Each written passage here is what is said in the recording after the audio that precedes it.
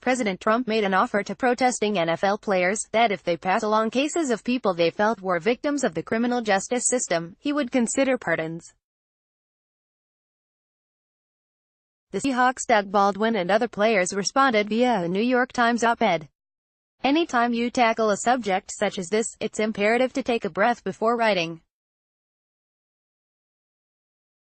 But after spending the past 7 days inhaling, I think I'm comfortable with this 900-word exhalation.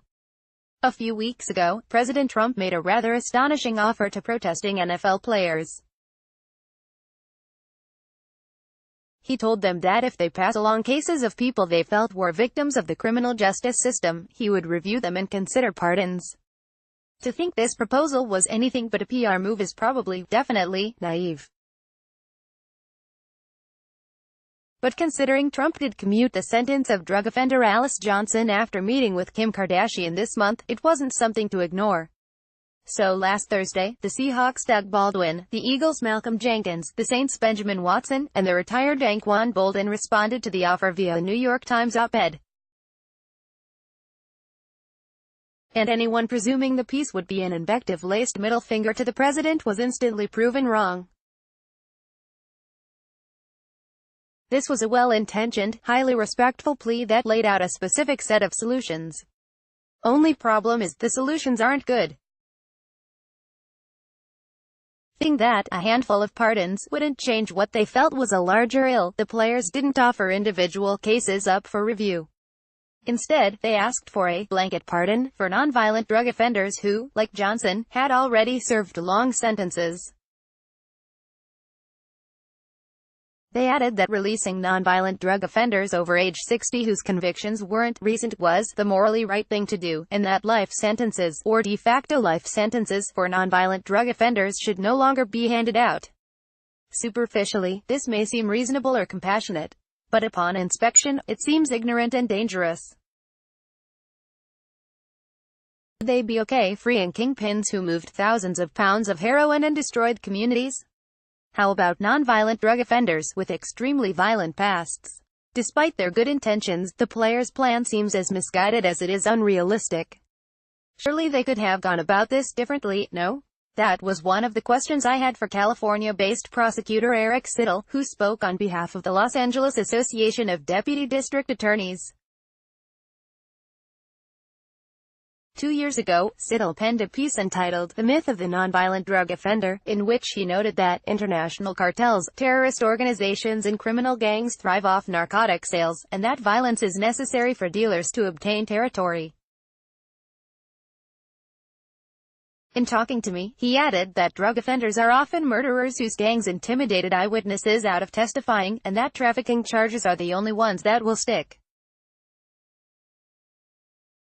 These aren't people who just happen to be carrying drugs while trying to make ends meet or pay for their child's diapers, Siddle said. The players are making an assumption that because someone is involved with drugs, they're non-violent. How do you think drugs are transported or sold? Interestingly enough, Siddle likes that the players are trying to effect change.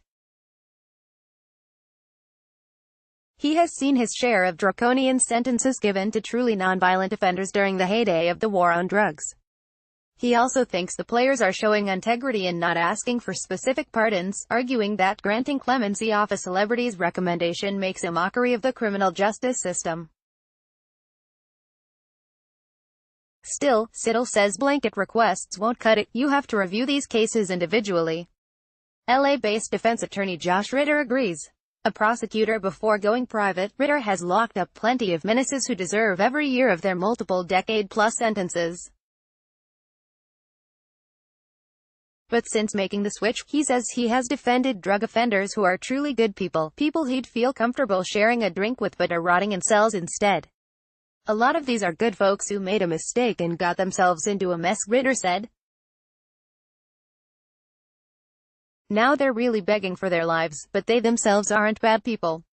This is why Ritter would actually like to see the players give Trump names to review. He understands why they'd be reluctant to do so from a political perspective, but thinks calling him on his bluff may get deserving people out of prison.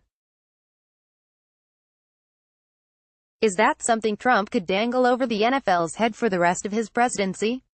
Yes. But if you have an opportunity to free a nonviolent person from an unjustly long sentence, if you have a chance to truly give someone his or her life back, might that dangling be worth it? I have no idea what the right answer is. This is an unprecedented situation involving an unpredictable head of state. But I do think these questions are worth asking. Self-serving is Trump's offer, maybe. He is giving players never-before-seen power if he's sincere. The Seahawks said Baldwin was not available for an interview, so I didn't have the chance to get his thoughts on any of this. Though I doubt he would have changed his stance on passing along pardon suggestions, I wonder if he would have considered ways to get more legitimately unjust cases reviewed, be it by the President, Department of Justice or any other relevant entity. What I'm sure of is that he and his co-authors care deeply about this issue. I'm equally sure that the piece they published has major flaws. Athletes become great not just due to talent, but because of their desire to improve. These four are onto something here, but they need to do better.